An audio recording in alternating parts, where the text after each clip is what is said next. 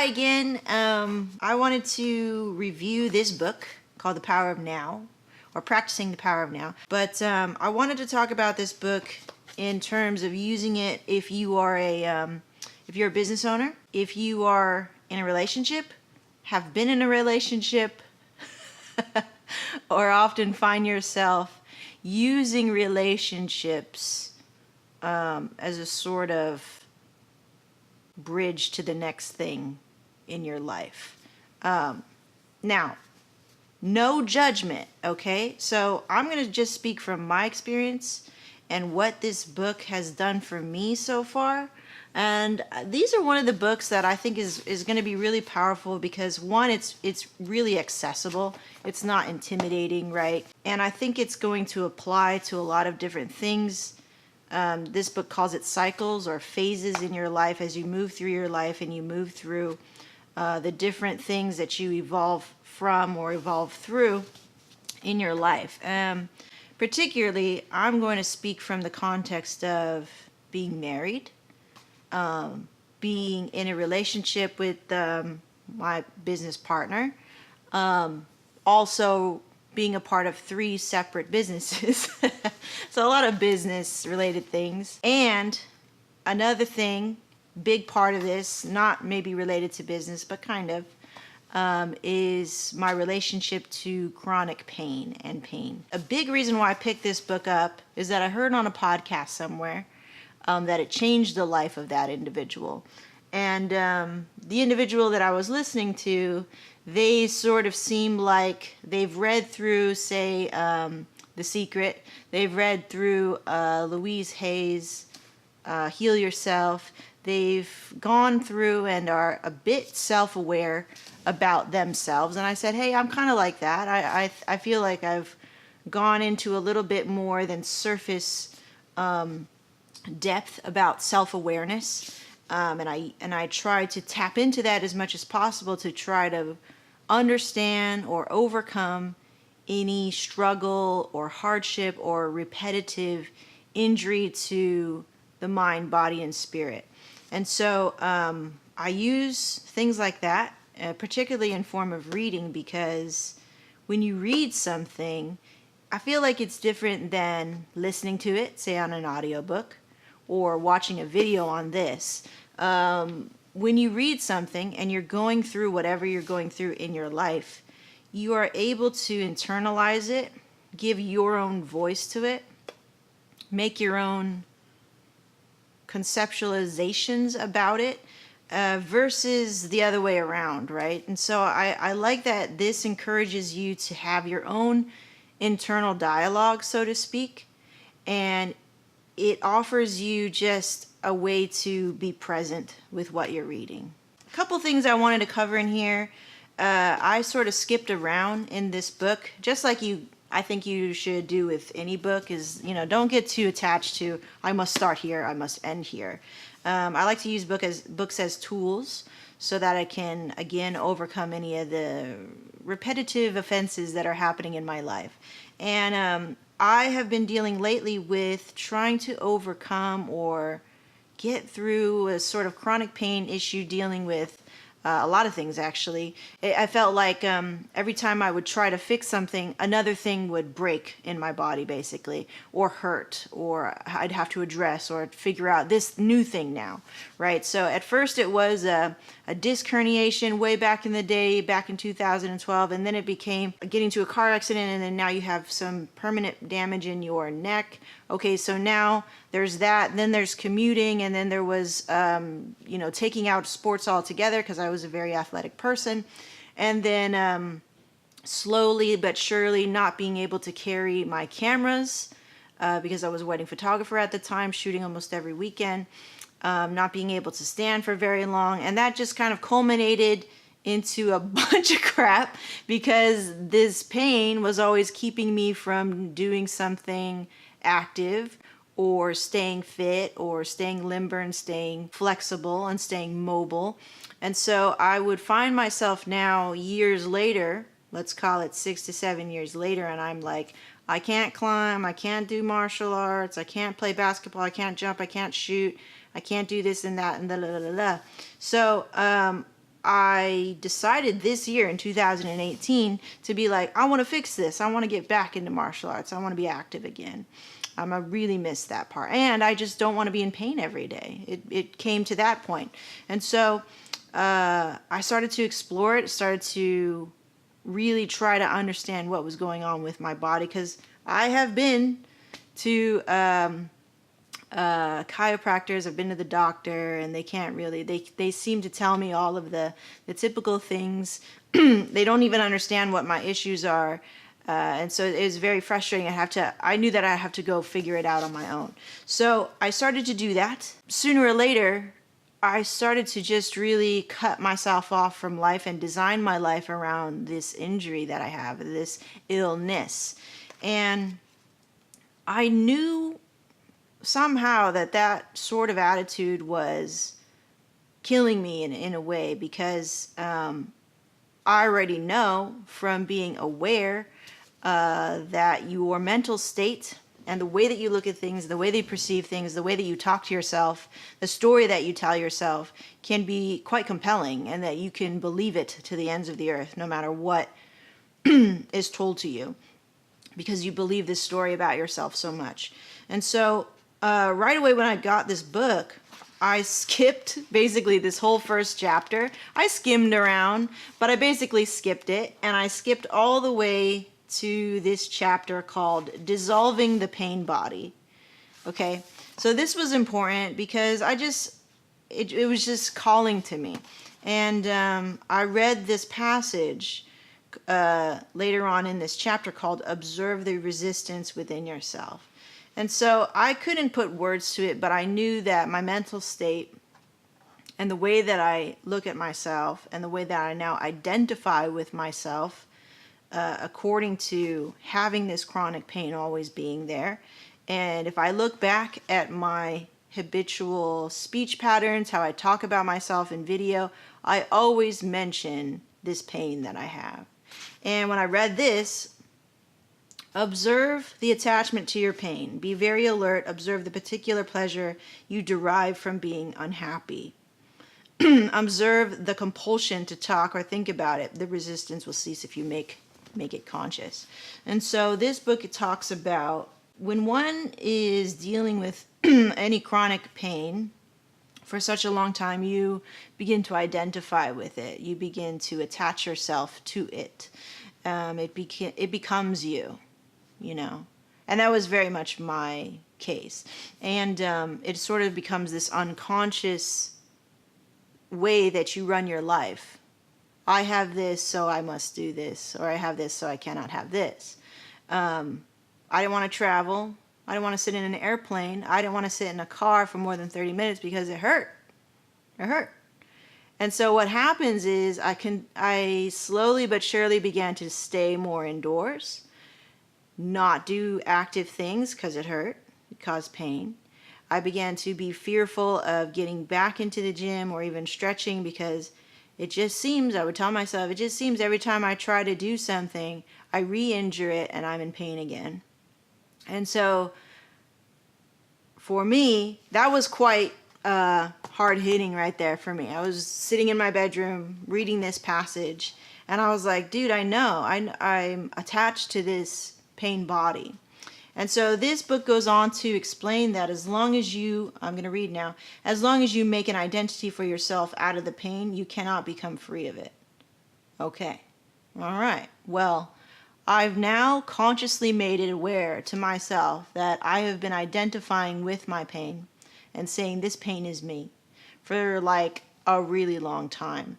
And the first step to that is becoming conscious of it, right? The first step to anything healing is admitting to it. And so admitting or being conscious of, I think admitting is sort of a bad word to use with yourself, just because it says, like, it introduces guilt. And so what this book does is it provides you an opportunity to witness and be conscious and be aware of the things that are of issue or of disruption or of resistance or of negativity in your life. It doesn't judge you for noticing these things. just to bear witness to it, to see that for what it is, but not to emotionally attach yourself to it.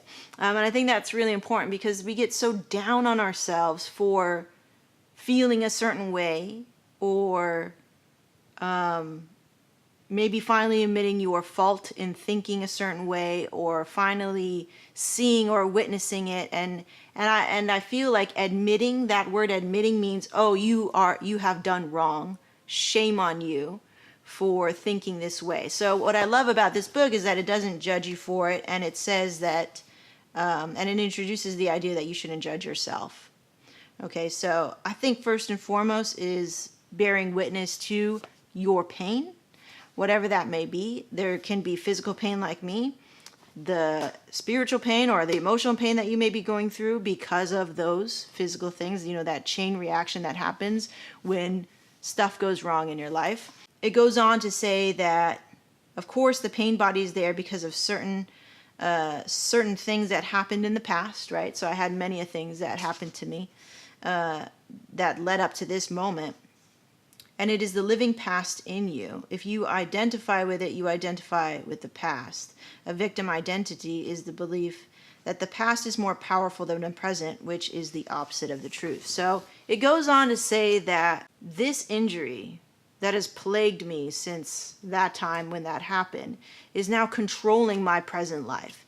And so, again, just making that concept and that idea aware to oneself and bearing witness to it, not feeling bad about it, but just like, yeah, that happened. And there's no need to say, woe is me, and to go into a pity party like I would often do, because, oh, here I am again in pain or coddled over, or I can't move. Like right now, physically right now, I'm not at my most mobile state. And for the most part, I think in the past, it would have gotten me down. I would have been irritable. I would have been projecting that pain to my husband. I would be cutting myself off to others. But instead, after reading this book and bearing witness to that pain in my body and not so much identifying with it anymore and just bearing witness to it, and realizing that that's not my true self. I don't have to be stuck in that state. I still have to take the necessary precautions to figure out this issue here. But I'm not tied to it. I'm not attached to it. And it's not going to run my life for the rest of my life, as long as I follow through and I understand that pain that's within me is just, it's there. It's there for a reason. For whatever that's going to mean later on when I figure it out completely, like when this pain is completely free of me, when I have been able to extinguish it somehow. But for now, I feel a great weight has been lifted in terms of my relationship to this pain that I've been having for over 6 years, right? And so I think that concept in itself, and this is why it's so important for you to read the words yourself, for it to touch you, and not for me to impose what my experiences are onto you, because whatever issues that you have, whenever you read these words, they're going to touch you in a different way or affect you in a different way. And I've highlighted so many passages in here that just meant something to me. I can't wait to pass this on to people who may, find some good out of it in their lives. But yeah, so it goes on to say, like, I've just been talking about bearing witness to the pain and just being like, all right, you're there. Cool, I see you. I see you there, pain body, right? I see you there, aching back. And before it would make me spiral, but now it's just like, all right, I know what I got to do. I got to do this. I got to do that. I got to stretch this. I got to rest this. I got to take this. And that's it. And then I know it's temporary, right? There's no need to freak out. This is a temporary state until I figure out what the underlying causes and the solution to actually fixing this problem. And now being in a mental state like, oh, woe is me, here we go again. Instead of that attitude, it's, I see you, I acknowledge you, I don't feel bad. I don't regret. I don't judge. I don't feel great, but I don't feel bad. I'm just at peace with it. And that's one of the biggest lessons that I took from this book. And we can really dive deep into this book. But this, I feel like, is in terms of like relationship and in terms of business and things like that. And maybe I'll dive deep in more if I need to. You guys let me know. But bearing witness to it, watching it, and being like, cool, I see you. That was in the past. It's present now. I know what I got to do. I'm going to go do it. And that's it. I'm at peace. I'm at peace with it, right? There's no longer this hating that I used to get really deep inside whenever I would critically injure myself, and I would hate that part. I would hate that part of myself.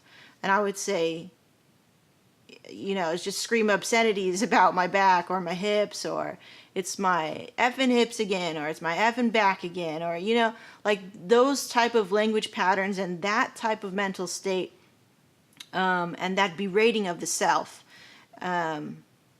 is somewhat subsiding and gone. Sometimes I have an unconscious moment where I go back into those habitual ways of thinking about pain, because you're in pain, right? Like it sucks. And another thing that I want to end on in this book is biggest lessons for me about pain is bearing witness to it, becoming a watcher, becoming an observer, making that separation of the pain from myself, my true self, being at peace with whatever happened in the past, and not judging myself for it. And finally, dissolving this relationship. This was a mind blower to me. Dissolving this relationship with the self, in that you don't always have to be on the scale, number one, best, happiest, proudest.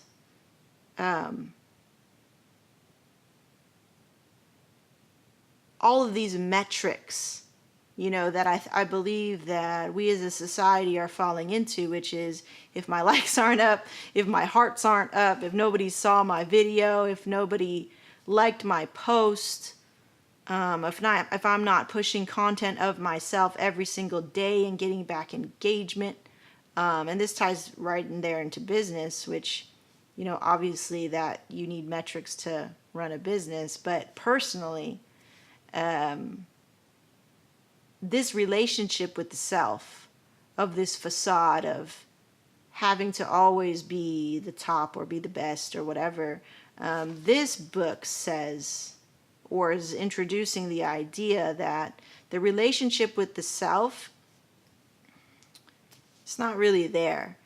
The fact that we have this duality of saying, I am good, means that you can be bad. Or I am happy, I'm extraordinarily happy, means that you can be incredibly sad, incredibly depressed. Whereas this book aims to eliminate that duality of the self, me and myself, which was quite mind-blowing to me. It aims to eliminate this duality of the self and just say, you have one self. There's no duality. Don't be proud. Don't be overjoyed. Don't be sad. Be at peace. Be in the middle. Be neutral. Which I read it over and over again, and I'm sure I'm not explaining it correctly or maybe doing it justice, but I thought it just took off so much pressure to be happy all the time, to be wanting to be the best all the time, to be working all the time, to be hustling all the time. This mentality that we have amongst us entrepreneurs here online, right? And we find that we burn out because of this sort of attitude. That's what I find. Every quarter or whatever, I'd be so burnt out. I mean, I love what I do. I love what I work, and first thing I do when I wake up is I work, right? Because I love it. a lot of times it doesn't feel like work. It just feels like I'm doing things that are helping my business or our other businesses, and I feel good about it, and I'm having a good time, and I'm talking about things that I'm passionate about. But there's always this voice in the back of the head saying, what are you doing? Let's go. Let's hustle. Get on it. Post, push, right? Like, there's no balance. There's no neutrality. There's no peace. And then feeling the guilt of not posting, or feeling the guilt of not marketing, feeling the guilt of not answering your email right away. The own guilt that you put upon yourself. It's interesting thought. So maybe if I just read it to you right now, maybe it'll make a little bit more sense, or you'll take from it what you can take from it. Give up the relationship with yourself. That mind-created duality is the root cause of all unnecessary complexity, of all problems and conflict in your life. In the state of enlightenment, you are yourself. You and yourself merge into one. You do not judge yourself. You do not feel sorry for yourself. You are not proud of yourself. You do not love yourself. You do not hate yourself, and so on. The split caused by self-reflective consciousness is healed, its curse removed. There is no self that you need to protect, defend, or feed anymore. When you are enlightened, there is one relationship that you can no longer have, the relationship with yourself. Once you have given that up, all your other relationships will be love relationships. Okay, blew my mind. I said, we went through this whole decade, and coming into this decade, maybe 1 or 2 decades of like, what about me? Right? If I'm not happy, let me go do something about it because my ego demands for it. And I tell you, I feel like that has run my life up until now, and it has definitely been productive in some ways. But at the same time, I'll tell you right now in my experience, that same drive to like, I must always feel like I'm being served, or I must always feel like you're hearing my side, my opinion, is now tipped the scale too much. Where perhaps say this happened before when we were a lot younger, Kevin and I. Kevin would be afraid to talk to me because I must be heard. My voice must be number one, must be right. My ego must be heard. My voice must be established. Because I was so meek in my other relationship before him. And so I had this sort of seesaw effect of, okay, I had no voice over here. Stepped all over me. Now in this relationship, I shall be the master. That's kind of how it was. Which obviously that didn't work. Which we powered through that and figured out our own,